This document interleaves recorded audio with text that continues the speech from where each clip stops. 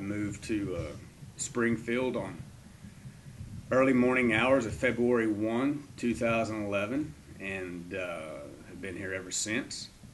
The reason I am running for state rep of the 96th district is because I can no longer stand aside. I always firmly believe that if a person has the ability to implement any kind of change whatsoever, or he or she thinks that they can have some type of an impact and difference for the greater good, I firmly believe then it becomes your responsibility to at least to try your darndest in order to make that happen.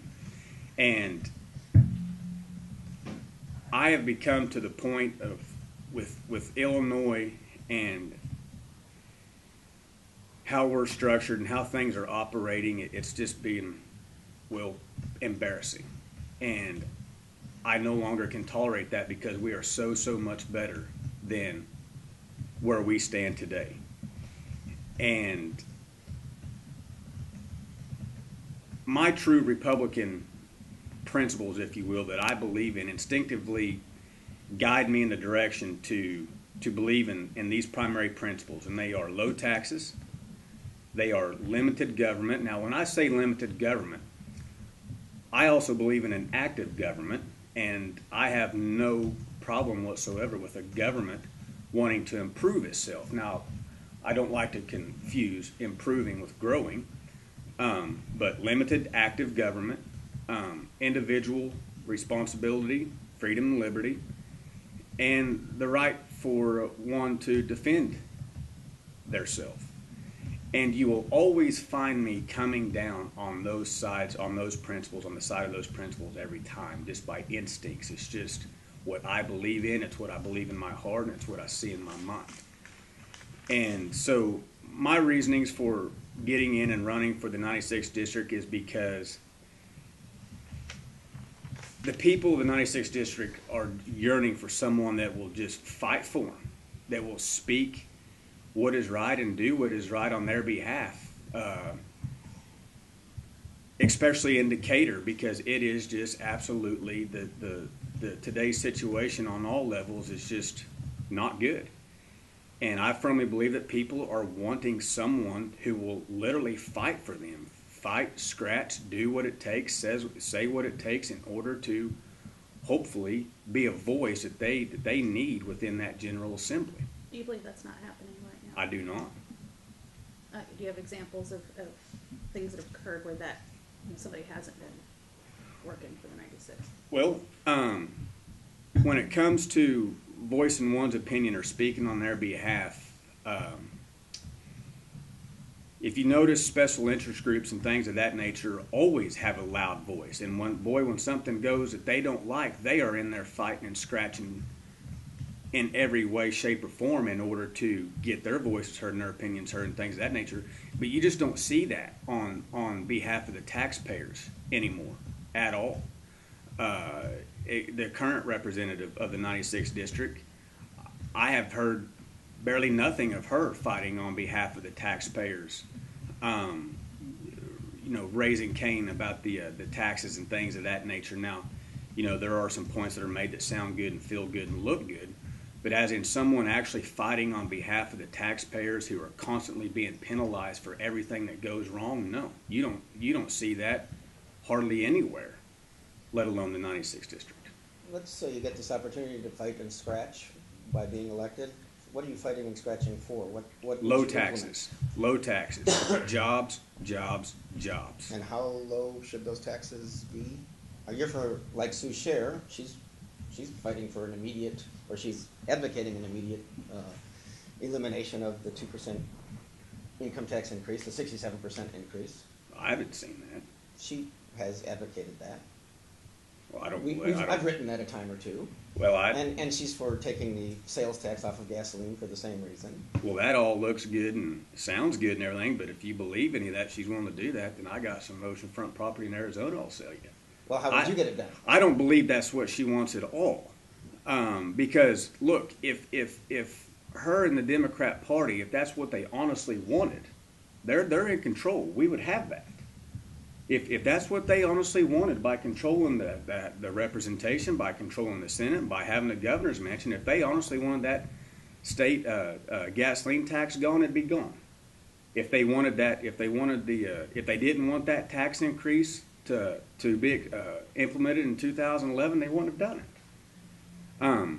Now, I'm not saying that if I am elected, I'm not saying that I can go in there, guns a-blazing, and just make all this stuff happen by, the stroke of a pen or the waving of a magic wand, because at the end of the day, it's just like everything else. It comes down to majority, And when in the General Assembly, to get things done, you've got to have a majority of the people that want to get the same things done you do. Well, if they honestly wanted that stuff to happen, I believe by now it would have happened. But isn't it possible that she personally would like to see these things happen, but a majority of the other Democrats are not? Well, that's always possible, but again, I don't believe that. She just told us yesterday that she thinks Speaker Madigan is too powerful, and she's asked him to call bills he won't call. Well, that's a pretty brazen statement to make about someone that literally donated over close to $250,000 to your campaign in 2012 to get you elected in the little old district in the little 96th district. Well, she said he's not her boss. The taxpayers are, just like you're saying. Well, she probably voted for him. I'm sure she voted for him to remain Speaker of the House, and I'll bet you $1.09 coffee at McDonald's will vote for him again to remain Speaker in the House. So what difference, I guess the question is, how do you get this done if you get in and you still have a Democratic majority? Well, like I just said, it's going to be a very, very tough uphill battle to get for a Republican to get anything done when it comes to lowering taxes, things of that nature, because there again, you've got to have a majority. And that's why me sitting here telling you, I understand that, but is what I can do is at least be out there constantly voicing low taxes, jobs on their behalf day in and day out. And what I hope to accomplish, the bigger picture I would like to accomplish, because I've talked to you about it many times, about the monumental change that I want to see in the direction of this state, because where we're at now in present time is just not good.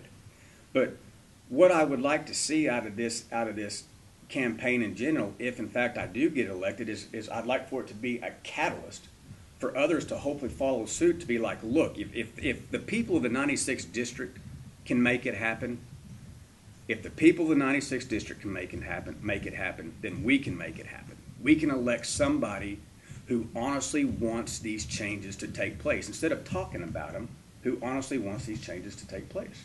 So let's say you get elected and you prevail, they lower taxes. Where do you make up the money? Well, the argument that I hear a lot these days, and that's a good question, but I would like to go into a little bit deeper on that. I hear people say, well, where are we going to make up the revenue for the state in the billions lost? Well, when that temporary tax increase expires, if it does, it is allowed to expire. I mean, there's talks of wanting to extend it, but if it is allowed to expire, we're not talking billions lost in revenue. We're talking approximately 1.5 billion lost in revenue. The first year. The first year. Which is a half year. Okay. Well, we're talking 1.4 or 1.5 billion dollars in lost revenue for the state. And I keep hearing, well, what about the state's revenue? What about the state's revenue that they lost? Well, how about let's rejoice and be glad about the 1.4 billion, 1.5 billion in revenue that's going to stay in the back of the taxpayers' pockets. Because obviously the state has proved time and time again that when they take more money of taxpayers through corporate tax, through income tax, they tell the people one thing, that it's going to be spent to pay our unpaid bills or whatever, but obviously they don't. It's not being spent wisely. So I have no problem with the state losing 1.4, 1.5 billion dollars in revenue, because they've proven time and time again they're not going to spend it wisely anyway, and keep it in the back of the taxpayers' pockets. I see tax relief is what I see. Go ahead, John. Well, it's going to put the telescope on the 96th district. Okay. And you say jobs. Right. It's a great mantra. How do you go about that? How do you work with all of the local officials within that district to accomplish more job growth? And what kind of jobs? Decatur's a big industry town, correct? Well, it used to be. Yeah. Well, it needs to get back to where it was. But the first place you must start, that I firmly believe, is because, let me start off by saying, I don't believe, and I believe many others think the same way, that it is not the government's job to create jobs. Period. I believe it's the government's responsibility to create an atmosphere that is very friendly for the job creators to create jobs, allow the job creators to do exactly what it is they're designed to do, and that is create jobs. What's the first place you start doing to do that? You address that corporate tax. That's the first place you start to do that. You get it as low as you possibly can.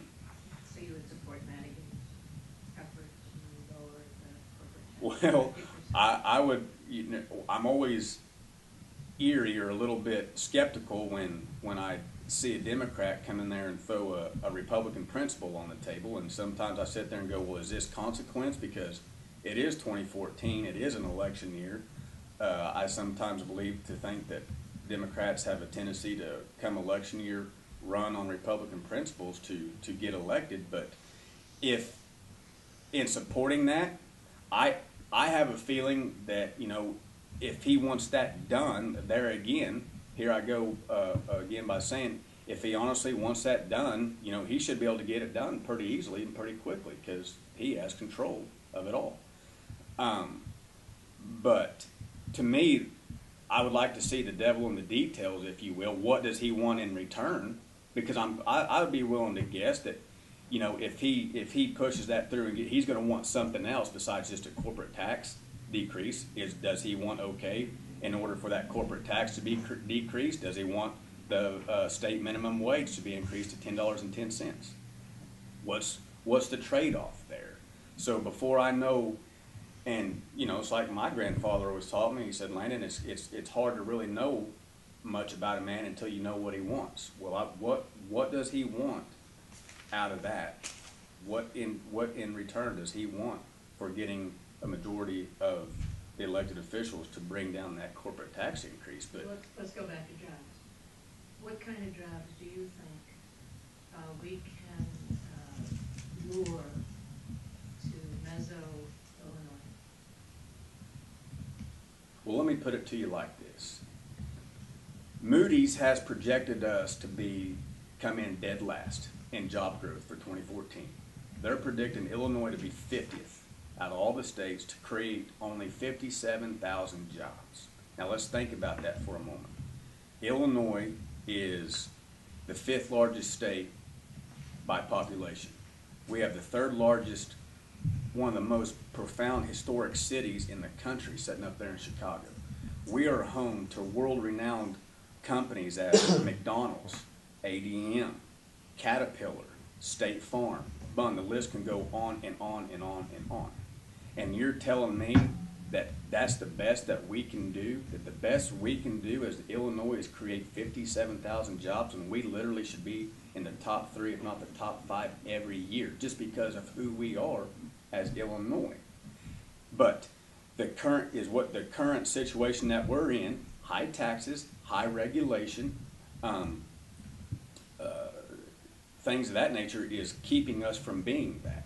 So none of that is going to change. Businesses aren't going to come here without us seeing that we can prove to them that we can be accommodating to them, that we are willing to work with them, that first of all, when I hear people say, well, how about incentives for businesses and things of that nature? Well, that all sounds good, but who ends up paying for the incentives? The taxpayers, one way or the other, will pay for the incentive. Here's an incentive to begin with. Our corporate tax rate is going to become one of the lowest in the country. That's a pretty good incentive for businesses to come to Illinois. Nonetheless, if you cut all these taxes, we're going to have less revenue. So where do the cuts take place? Well, I think you can address many areas, and let me just give you some prime examples. Okay, like you said, we're projected to lose 1.5 billion the first year, if in fact this tax increase expires. Correct? Well, let me give you 2 examples where we could have saved almost $500 million. Did you know in fiscal year 2013, in our unemployment insurance, Illinois paid out $266 million in insurance checks to unqualified recipients. That's about 1 out of every 8 check went to someone that was unqualified. $266 million. And that number is from where? Department of Labor, United States Department of Labor Statistics. Gone. Poof. $266 million. Okay, then on top of that, first of all, then you got to ask a deeper question. Well, how does that happen? How does the Department of Employment Security allow $266 million to walk out the door? And then when it comes to, don't forget that the interest that we incur on our unpaid bills, because, now correct me if I'm wrong, but I believe that after 90 days of a bill going unpaid, it begins to collect an interest of at least 1%, 1% a month. Judy Comptroller's office, the Comptroller Judy Bartopeka reported that in the fiscal year 2012-2013, I believe, that we paid $186 million in interest on unpaid bills. Now, then you got to go back. There's $450 million right there in 2 areas.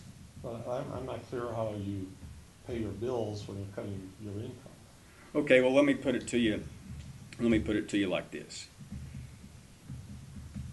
You give the state a certain amount of revenue, and you tell them no more after that point on out.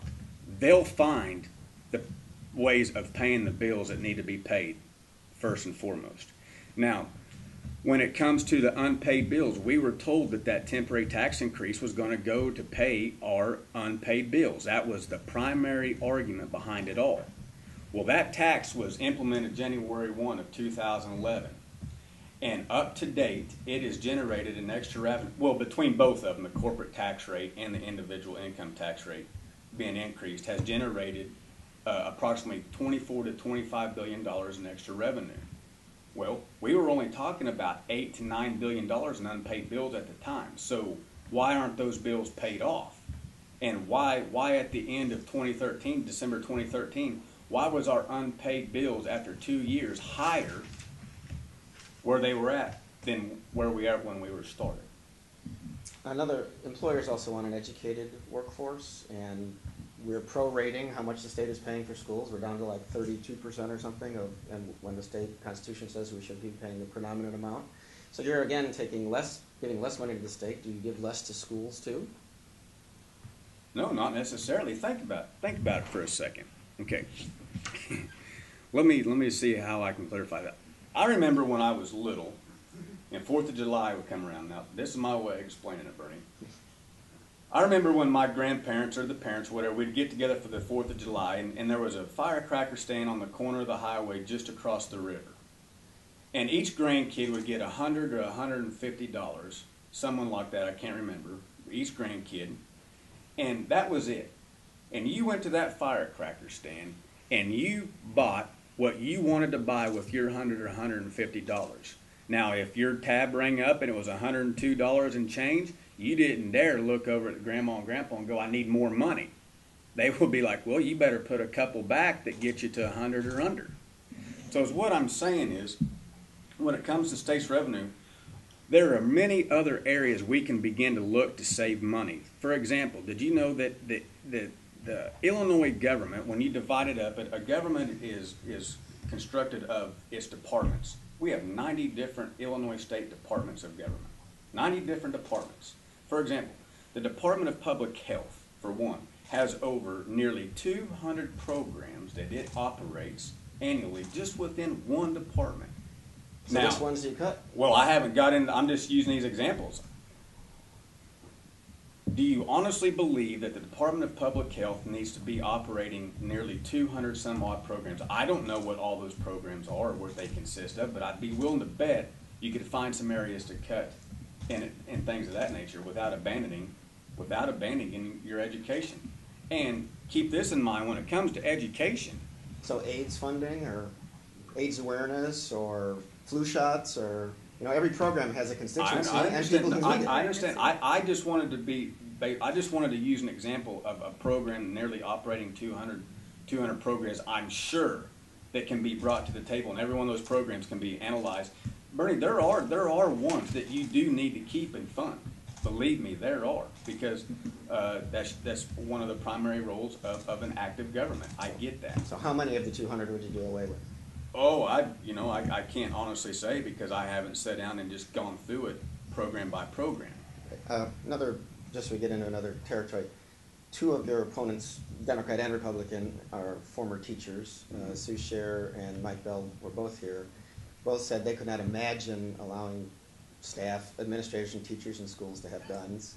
And I know that you have said that, as a Second Amendment person, you think our concealed carry law is too restrictive, and you think that school personnel should be able to have guns at school. So why don't you explain your difference with them on that issue?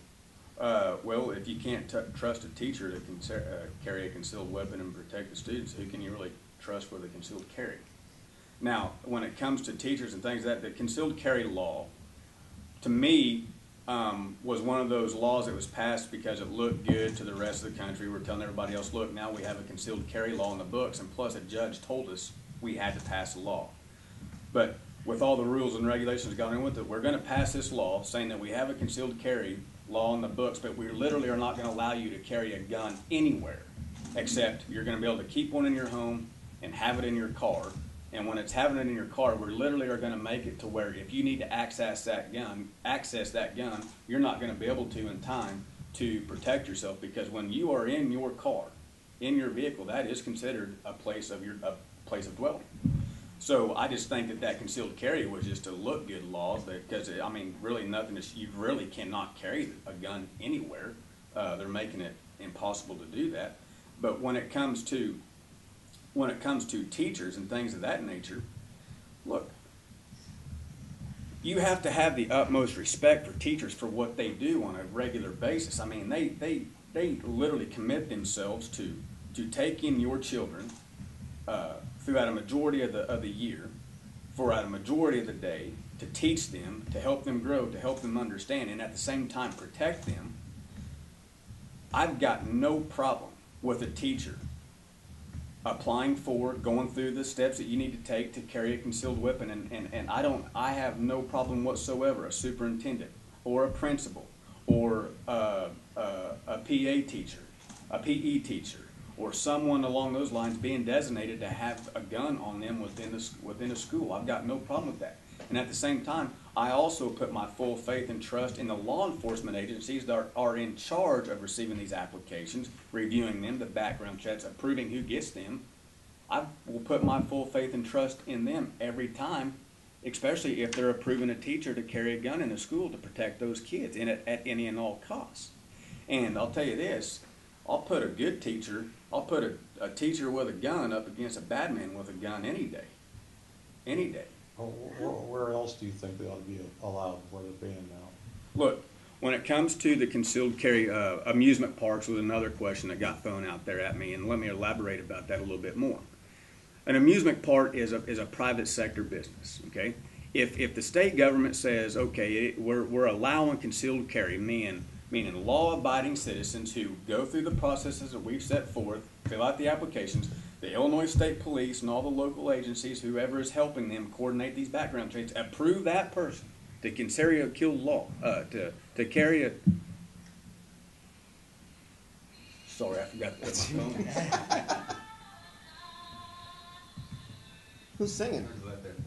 That's Leanne Rhymes' national anthem. Okay. Sorry about that, folks. That never happened. I usually have that thing on silent. Where was I? Okay. You're silencing the national anthem? Anyway, go ahead. Come on, give me a break here. Where was I? Oh, the state agencies, local law enforcement's approving people, individual law-abiding citizens carry a gun. Now, if an amusement park, for example, a private sector business, wants to allow citizens customers that visit their amusement parks to carry a concealed weapon, if in fact they have a permit to carry a concealed weapon, I believe it is they have the choice or decision if they want to. That's a policy they will set forth. I have no problem with them allowing people who visit their amusement parks. I have no problem with a dad who's taking his daughter or son and their friends to an amusement park one day with having a concealed gun on him. I've got no problem with that. Now, if the amusement park wants to initiate and implement a policy that prohibits a concealed carry on their permit, then I've got no problem with that either. We will abide by their policy. Do I have a problem with the amusement park designated its staff, a security team, management personnel whatsoever, having the ability to carry concealed guns at an amusement park? I have no problem with that at all, because my full faith and trust resides in the law enforcement agencies approving these people to carry these guns. And folks, think about it. Where are our kids at on a regular basis? They're at schools. They're at amusement parks. They're at malls. They're at theaters. Things of this nature. So I've got no issues with that at all. Well, have you been in a public school? Have you had an opportunity to be in a public school lately? I have the opportunity at least once or twice a week to be in a public school and view teachers doing what I think is absolutely phenomenal. Yes. They're somewhat of a crazy place to be, and so having guns in schools, it seems like it's opening up the door to tragic situations, having teachers leaving. I mean, I don't understand how do you ensure safety of kids by having guns in school? Well, isn't that opening the door to? I don't see. I problems? don't believe how it opens up a can of worms or open. I will just add, Mike Bell said, he worries about the gun getting away from the teachers, somehow being taken, or if left. I think you were saying on a desk or something. My children in school, and I know what it's. I know. It's a very good question. I mean, these are always possibilities. Yes, we're not going to ever be able to eliminate any and all bad, skeptical, unique situations. It's just impossible. But at the end of the day, you have to put your full faith and trust in the teacher to be fully responsible, or whoever has the ability to carry that weapon or hold that weapon in a secure place somewhere. At the end of the day, you've just got to fully trust them that they will be responsible at all times and prevent that from happening. Can you guarantee that will happen? No. You can't. You cannot eliminate any and all worst case scenario that you can think of. Is it possible? Sure. Are you a gun owner yourself? No. Okay. No. And let me tell you a reason why I'm not a gun owner. And that me not being a gun owner does not in any way, shape, or form indicate that I am not a Second Amendment guy whatsoever. I'm from Oklahoma. I am a Second Amendment guy through and through. I love it, wrapped in all its glory. But it's kind of like watching football. You don't have to love watching football and have to play the game in order to love watching football. So I don't have to own a gun in order to love the Second Amendment. I just haven't gone through the process of getting a FOID card and all that stuff. I just haven't done that. That's why I don't own a gun. I know you are pro-life. Would you as a legislator try to do what they have done in some states and restrict abortion further?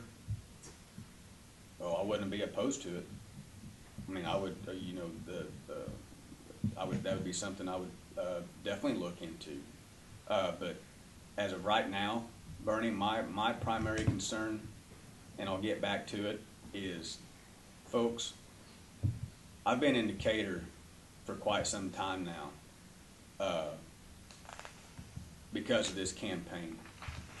And they're at 12.7% unemployment rate over there.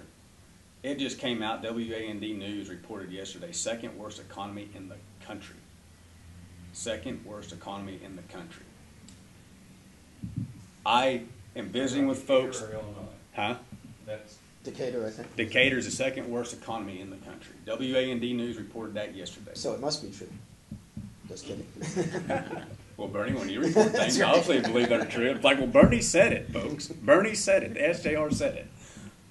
And then they will say, who said it? Bernie? Well, come on. I like that. But anyway, is what I was saying to that is that when I am speaking with individuals over there, business owners, people who are wanting to work, go back to work, folks, you can feel it in their handshake, you can see it in their eyes, and you can hear it in their voice. These are people that want to work.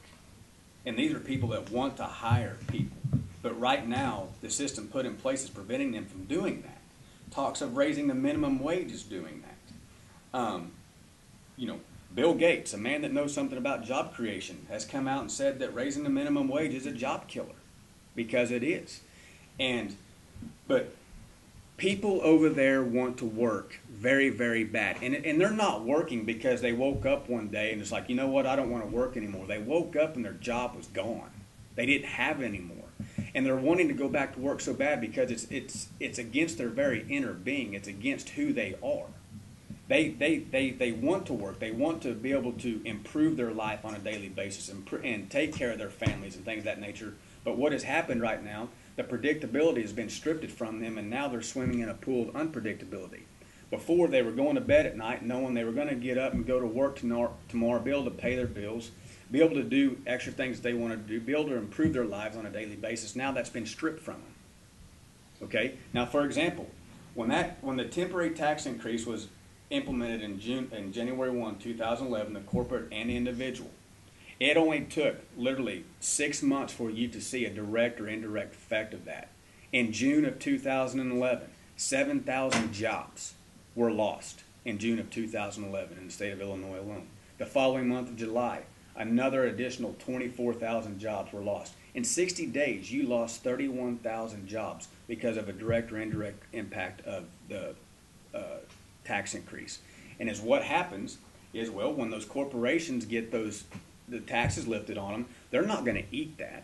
They're not going to sit back and go, you know what, out of the goodness of our heart, we're going to eat that. And they're going to start making cuts in order to offset that balance. And where's the primary place you normally go as a business to do that? You go to your largest expense, which is your employee, which is your labor expense. That's what happens. Now, when you start hearing talks, for example, I was sitting down last night, plugging my own numbers, because I know this minimum wage deal is a big thing on people's minds. But I think we look at the minimum wage from a perspective of just the worker itself, but I don't think we paint a picture on what it does to the employer. For example, right now the Illinois minimum wage is $8.25. Okay, a person working 40 hours a week on that wage is earning $330 a month. A gross year, 12 months working that person will make $15,840 gross on that minimum wage right there, working 40 hours a week. Okay, now that employer that employs that person right there automatically bears an expense of at least $15,840. Now you jump that minimum wage up to $10.10, which everybody's asking for right now.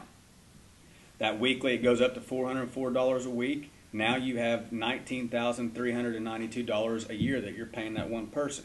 Now let's say you take an employer, and I'm just using a small number here. Let's say you take an employer that has 10 employees that's paying that person $8.25 an hour. And that additional, you're paying that person $1,320 a month. Okay? Now, that employer has 10 employees getting that amount.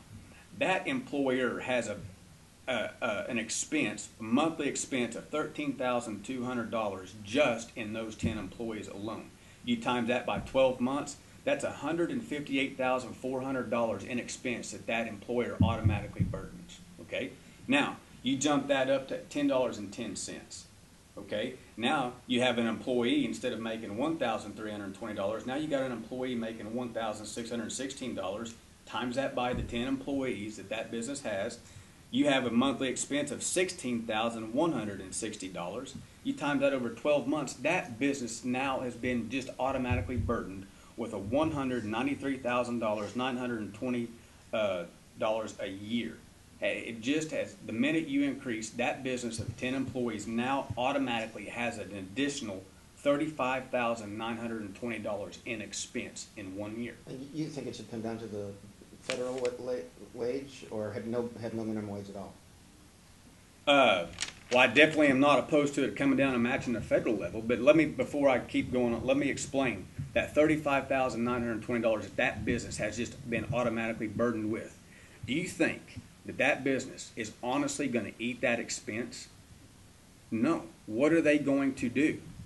They're going to have to at least lay off 2 employees right there on the spot in order to make up for that $35,920. Now they're down to 8 employees, and we just have 2 employees that got laid off. Now we're collecting unemployment. Quick question.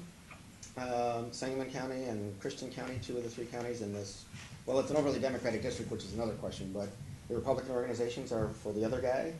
Your thoughts on how you fight that? Well, I fight that by taking my case to the voters. I'm not too concerned with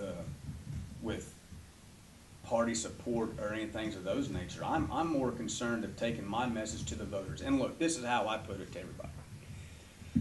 What you will get with me is I will never tell you what I think you want to hear. Period. I will tell you what I think, and I will tell you what I believe. And at the end of the day, you will either like what I had to say and like what I believe in, or you won't. And either you will vote for me or you won't. I don't know of any other way to put it. It's black and white to me. It's there's no gray area at all. So when I'm going to the voters, I am telling them what I think and I am telling them what I believe. And like I said, I hope a majority of them agree with it.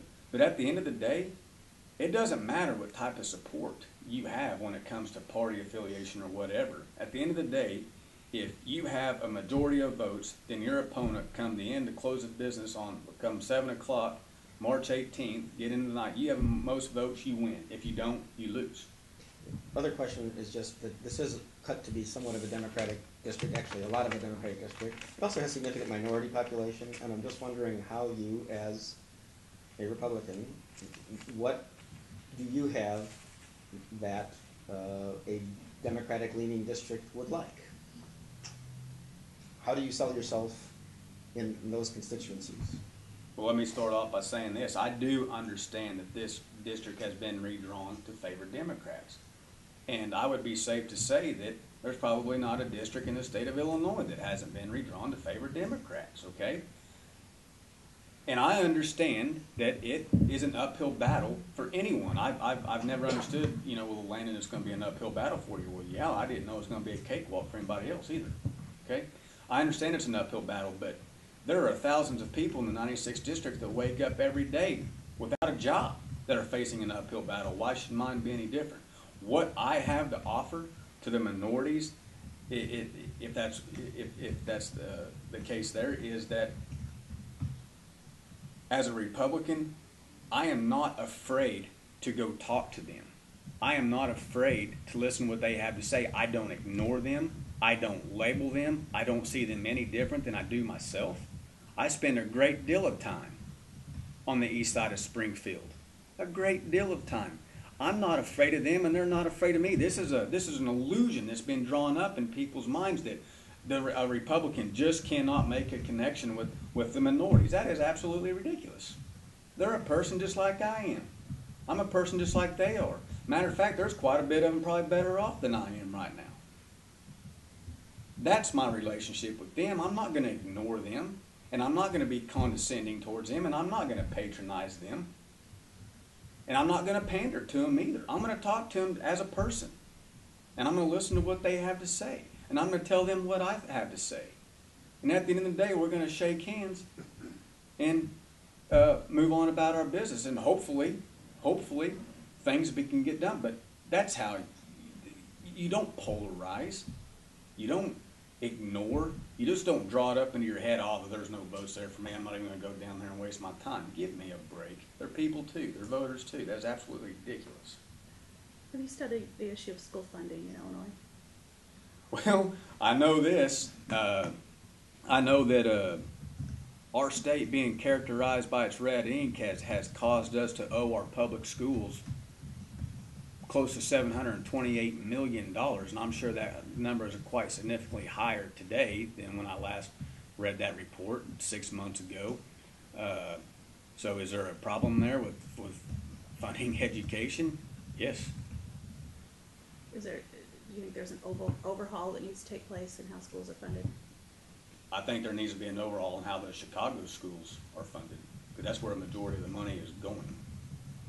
It's our school systems down here, District 186 especially, we're being put on the back burner. We're being neglected. A majority of all the school funding, state funding, is going to Chicago. think they're the biggest city in the state. I understand that, but that doesn't mean well, who are we? I mean, we're Springfield and Decatur. We need some help too. Just because they're the biggest, I don't agree with that argument at all. Governor Quinn closed some prison facilities last year. There are complaints about overcrowding issues, lack of staff in prisons. Was closing prisons the right move? Should something else be done? No, closing prisons is not the right move. That's one of the primary functions of the government in general, is to operate facilities, to things of that nature, to house people who break the law. I don't believe in those closings at all, and I think that by closing those and taking those populations in those facilities and moving them into other facilities and overpopulating them, I think you're doing yourself a disservice. I think you're putting the administrative staff, the security guards in a consistent, constant harm on a daily, in danger every day. I just think that was a bad move. Are you for decriminalization of any drug or other laws given prison crowding? At this time, no.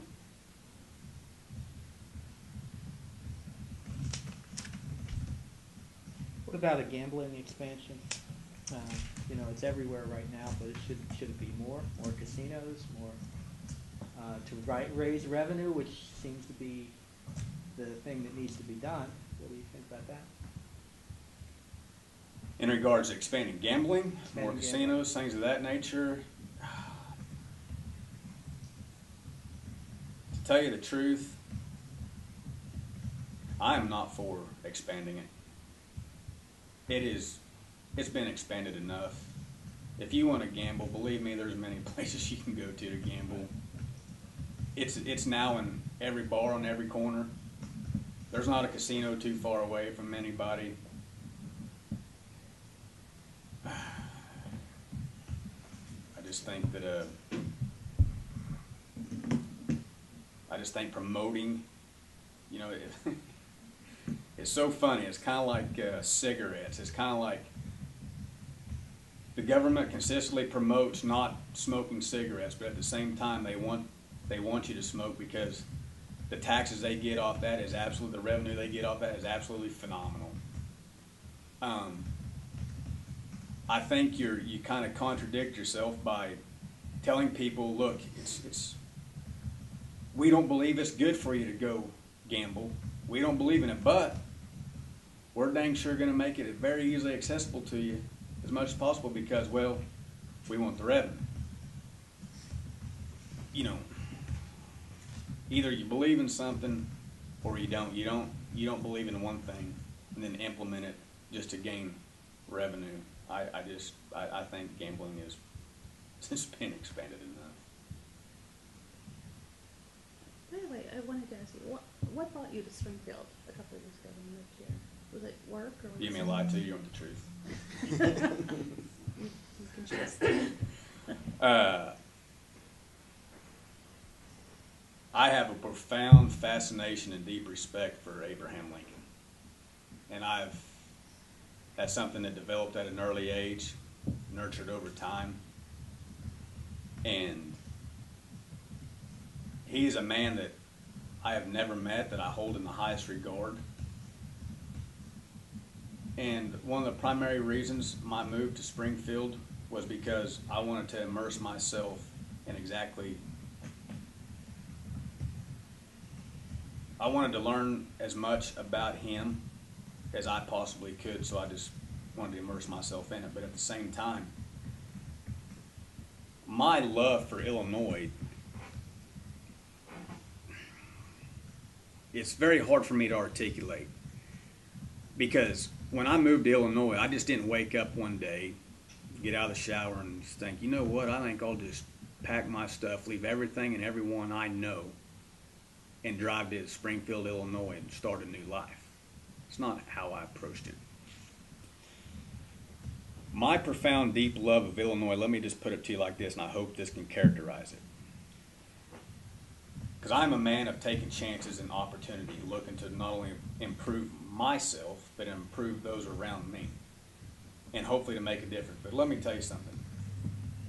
If Illinois can take a man, an uneducated man, and over time develop that man, nurture him as he ascends the ladder to greatness, one rung at a time, eventually seating him in the White House as the 16th president of the United States of America. And let's keep in mind, this is a man from the most unfortunate, poorest walks of life you and I can't even imagine. Today's poor can't even imagine the poor that he came from back then. Uneducated, unfortunate walks of life. The setbacks he constantly ran into, but eventually seating him in the White House as the 16th president of the United States of America, there's not a soul between the Atlantic and Pacific Ocean this state cannot bless. And that's how I view it. And that's why I'm in love with it. And it can do it. I can assure you it is here, and there is absolutely no reasons why not. We should be in the categories that we are dead last in. We should be in the top 3 every time because of that, because of who we are, what we're made of, the type of minds and ability we have here, and what we have access to, and what we can do. It's absolutely ridiculous that we cannot. So you're here to stay? I'm not going anywhere.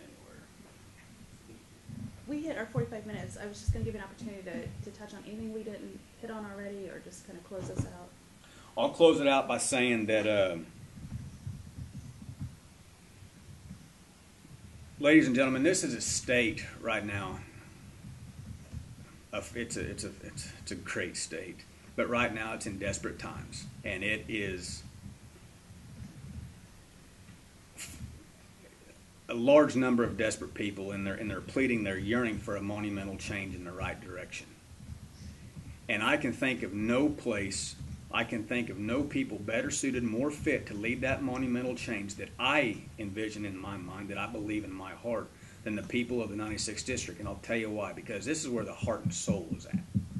Right here. This is where the heart beats at. This is where the soul's at. This is where the toughness is at, the guts. And if anybody's going to begin that charge, begin leading that charge to monumental change, it's going to have to come from right here in the 96th District. I can promise you it ain't coming from anywhere else. Because the heart and soul's not there. It's going to have to come from right here. It's going to have to come from Decatur. It's like gave Bernie even a little history one time when I said I want that charge to start from Decatur. I want it to come right across that fortified bridge and right into the mouth of the river. And he looked at me awfully funny, and I was like, well, Bernie, you know Rochester refers to fortified bridge. And Sangamon County comes from an old Indian word called Sangamoa, which means mouth of the river. But that's what I have to say.